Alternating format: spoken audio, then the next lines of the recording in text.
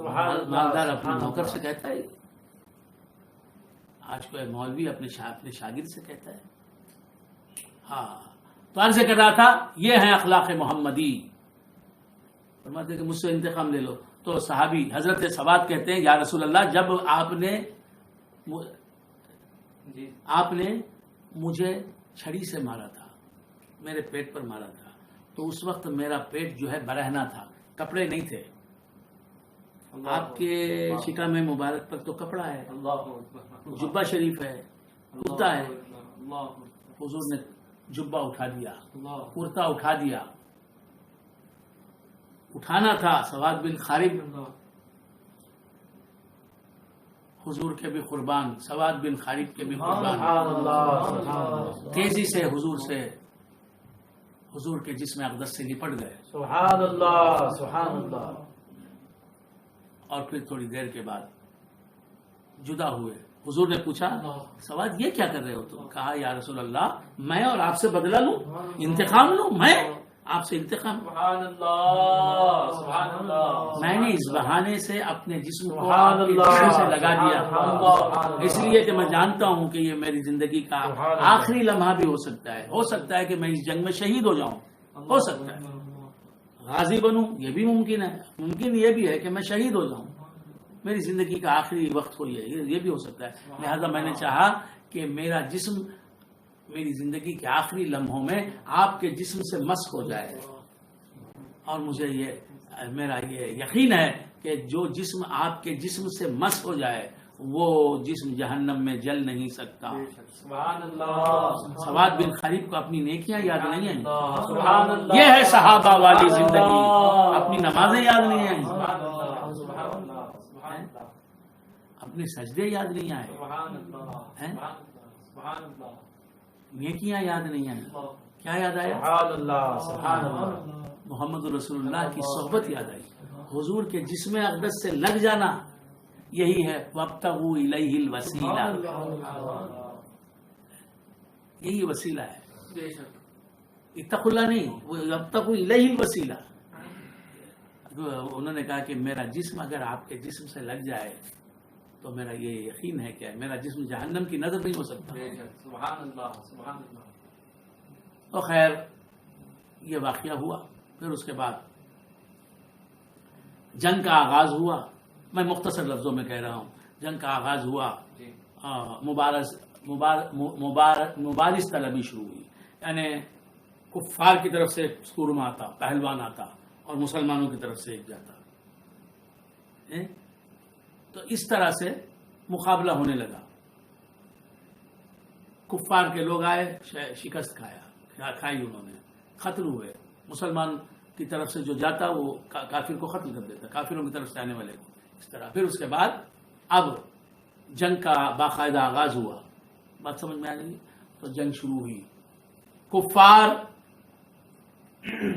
پورے اسلحے سے آراستہ تھے، پورا ہتھیار ان کے پاس تھے، ان کے پاس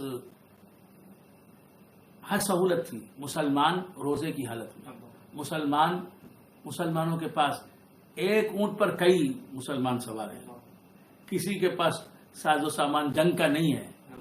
تو ایسی حالت میں مسلمانوں نے مقابلہ کیا. تو ایک وقت ایسا آیا کہ مسلمانوں کے پیروں کے نیچے سے زمین نکلتی دکھائی دی، اکھڑتی دکھائی دی. مسلمان پریشان ہوئے. بات سمجھ میں آئے؟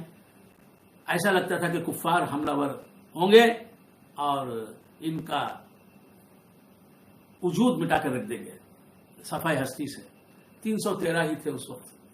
تو سرکار دو عالم صلی اللہ علیہ وسلم نے جب یہ منظر دیکھا تو سجدے میں گئے.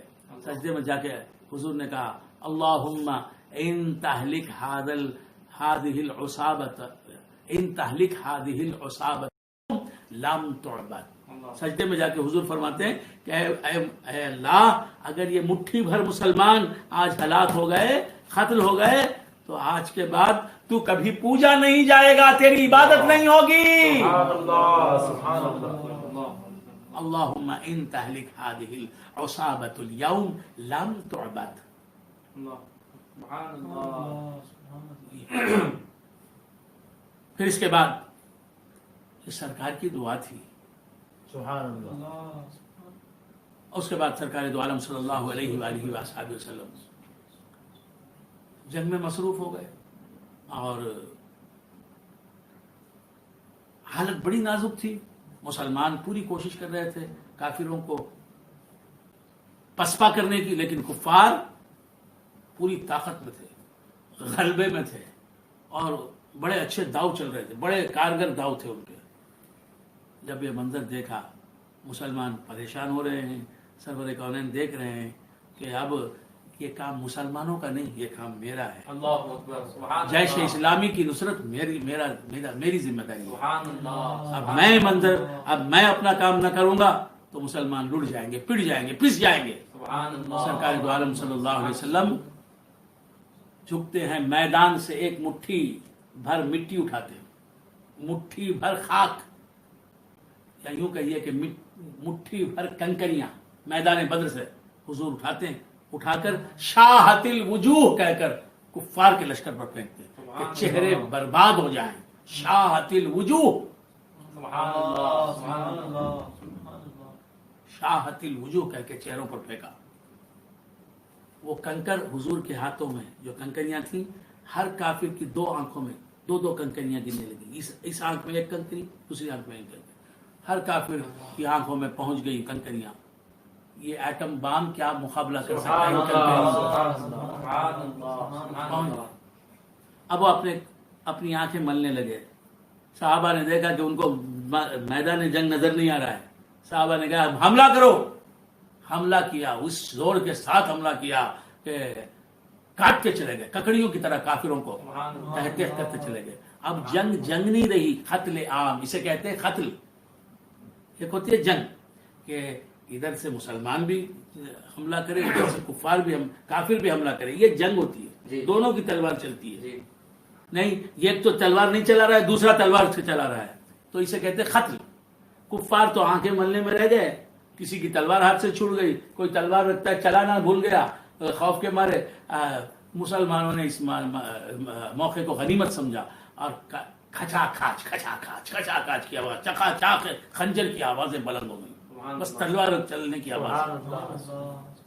تو اس کے بعد یہ دیکھا گیا کہ کفار پسپا ہوتے گئے اور جنگ کو اللہ نے مسلمانوں کو شکست سے بچا لیا، فتح عظیم عطا فرمائی اور کافروں کو شکست دی. اور یہ سب کیسے ہوا؟ مصطفیٰ کی ایک مٹھی بھر کنکریوں نے کیا یہ کرشمہ دکھایا. اللہ تبارک و تعالیٰ فرماتا ہے ما رمیت اذ رمیت ولکن اللہ رمی. اے مصطفیٰ، میدان بدر میں جب تم نے کنکریاں پھینکی تھی کافروں کی طرف، جب تم نے کنکریاں پھینکی تھی کافروں کی طرف، تو یہ حضور کے کنکریوں کے پھینکنے کو بھی ثابت کر رہا ہے. حضور نے میدان میں کنکریاں پھینکی. پھر اللہ فرما رہا ہے کہ جب تم نے کنکریاں پھینکی کافروں پر تو تم نے کنکریاں نہیں پھینکی، تم نے کنکریاں نہیں پھینکی، اللہ نے کنکریاں پھینکی. ما رمیت اذ رمیت ولکن اللہ رمی. تو معلوم یہ ہوا فعل رسول ہے، فعل خدا نہیں. اس کے ساتھ ساتھ فعل رسول نہیں، فعل خدا ہے. یہ حقائق پر مبنی بیان ہے قرآن کا. تو جنگ بدر جو ہے مسلمان جیت گئے. تو جنگ بدر کے میں شرکت کرنے والے جو صحابہ ہیں 313 صحابہ، ان کے نام پورے پڑھ کر اس کتاب میں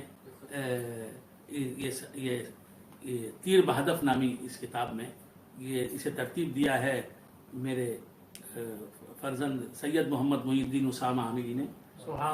اس میں پورے نام بدری صحابہ کے مل جائیں گے آپ کو. 313 صحابہ ہیں. ان کے نام پڑھ کر جو دعا کرتے ہیں قبول ہوتی ہے آج بھی. اور اس کے ساتھ ساتھ اور ایک عمل بھی میں بتاتا چلا آیا ہوں کہ 2 رکعت نفل نماز پڑھیں. 2 رکعت نفل نماز پڑھیں. نفل نماز پڑھنے کے بعد آپ کا جو مقصد ہے اس میں کامیابی کی دعا کریں اللہ کی بارگاہ میں. کریں اللہ تبارک و تعالی 2 رکعت نفل نماز پڑھیں. نفل نماز پڑھ کر اس کا ثواب جو ہے اصحاب بدر کی بارگاہوں میں پیش کریں، اللہ سے کہیں کہ مولا یہ ثواب جو ہے اس نماز کا میں بدری صحابہ کے نام کرتا ہوں، اس طرح کریں۔ کرنے کے بعد اللہ کی بارگاہ میں دعا کریں، جب کامیاب ہو جائیں تو بدری صحابہ کی تعداد میں 313 روپیہ کسی زیادہ ہی بڑے غریب اور فقیر اور مسکین کو دے دیں، اگر آپ سے ہو سکے۔ نہ بھی دیں گے تو کچھ نہیں ہوگا، لیکن دے دینا بہت بہتر ہے کہ اس کا بھی ثواب آپ کو ملے۔ تو میں دعا کرتا ہوں کہ اے اللہ آج کی اس محفل کا ثواب، اے اللہ آج کی اس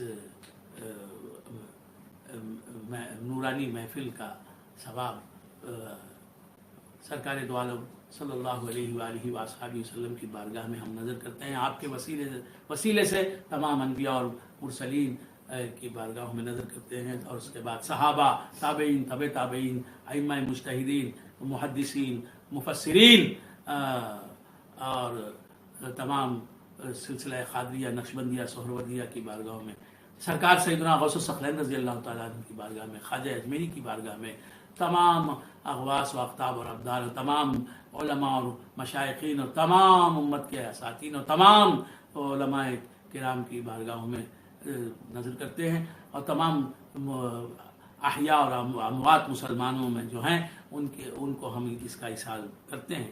اے اللہ ہم سب سے تو راضی ہو جا، اے اللہ جن جن حضرات نے دعا کرنے کو کہا ہے ان کو مولا تبارک و تعالیٰ تو صحت دے، عافیت عطا فرما۔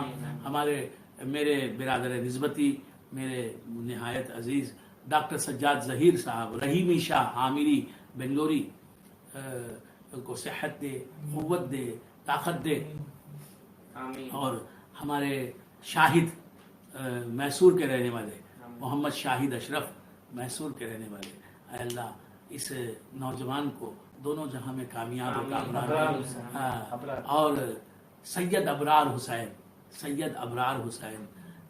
جو ہمارے پیر بھائی ہیں، بنگلور کے رہنے والے ہیں، 1 سال 1.5 سال پہلے وہ کوما میں چلے گئے تھے، پھر اس کے بعد اللہ کے کرم سے اللہ نے ہماری دعا سنی اور انہیں صحت نصیب ہوئی، اس کے باوجود ابھی مکمل شفا نہیں ہوئی ہے، وہ چلنے پھرنے کے قابل نہیں ہے۔ اے اللہ سید ابرار حسین پر کرم فرما، رحم فرما، کرم فرما، رحم فرما، سید ابرار حسین پر کرم فرما، رحم فرما، اور ان کے دوست سید ابرار حسین کے خصوصی دوست، ہمارے خصوصی پیر بھائی، بہت اچھے پیر بھائی، ڈاکٹر محمد اعظم چشتی عامری، ڈاکٹر محمد اعظم چشتی عامری صاحب پر کرم فرما، رحم فرما، اور ان کے والد کو صحت دے، عافیت عطا فرما، ان کی تمام جائز تمنائیں برلا، اور ان کے ہی محلے کے رہنے والے، بن شنکری کے رہنے والے ہمارے حسان العامری صاحب، مولانا مولوی اکبر حسان العامری، حسان شاہ صاحب کی مولا لاج رکھ، دونوں جہاں میں لاج رکھ، ہر اعتبار سے انہیں پروان چڑھا۔ ہماری یہ دعا قبول فرما۔ ہمارے میرے نہایت قریبی دوست اور میرے شاگرد اور میرے پیر بھائی نیاز خلیفہ، نیاز احمد عرف نیاز خلیفہ، ایسوس کے رہنے والے، نیاز خلیفہ عامری، معلم مدرس الجامعۃ العامریۃ الکلیمیہ پنور، نیاز خلیفہ صاحب کے والدین کو شفا عطا فرما، صحت کاملہ عاجلہ مستمرہ عطا فرما، صحت کاملہ عاجلہ مستمرہ عطا فرما۔ اے اللہ کورونا وائرس کے نقصان، ہلاکت خیزیوں سے ہمیں محفوظ و معمول۔ اے اللہ ہمارے سب پیر بھائیوں پر کرم فرما، رحم فرما، کرم فرما، رحم فرما، ہر اعتبار سے ہمیں پروان چڑھا، اور ہمارے سلگٹے کے سلام اللہ شاہ عامری، سلگٹے کے سلیم صاحب سلام اللہ شاہ عامری، سلگٹے کے جو یہ ہیں سب سے بڑے خلیفہ ہیں سلگٹے کے، اے اللہ ان پر کرم فرما، رحم فرما، ان کی عمر دراز فرما، انہیں صحت عطا فرما، عافیت عطا فرما، اور مدنی شاہ صاحب کے بھائی سعید بھائی جی سعید مدنی شاہ صاحب قبلہ کے چھوٹے بھائی سعید صاحب، سبحان اللہ۔ اے اللہ ان پر دونوں جہاں میں کرم فرما، رحم فرما، ان کی عمر دراز فرما، صحت عطا فرما، عافیت عطا فرما۔ علی بھائی کیا ہمارے ہے؟